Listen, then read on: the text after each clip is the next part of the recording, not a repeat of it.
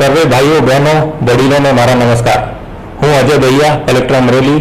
અમરેલીના યુવાનો, senior citizens, દિવ્યાંગ, થર્ડ જેન્ડર તથા તમામ મતદારોને ખૂબ જ આગ્રહપૂર્વક વિનંતી કરું છું કે આગામી લોકસભા ચૂંટણીમાં આપ સર્વે અગ્રસર રીતે નીડર અને નિર્ણાયક બનીને ઉત્સાહભેર મતદાન કરો।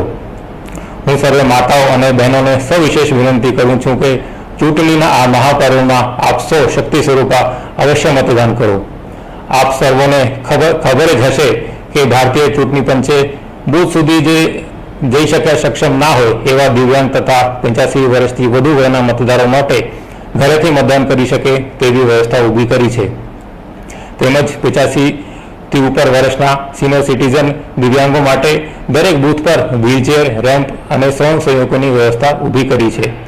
તો આવો સૌ સાથે મળીને એક સફળ અને ઉત્તમ લોકશાહીનું નિર્માણ કરવા માટે સંકલ્પબદ્ધ થઈ આવનાર લોકસભાની ચૂંટણીમાં 7મી મેના રોજ અવશ્ય મતદાન કરી લોકશાહીના આ મહાપર્વને ઉજવીએ।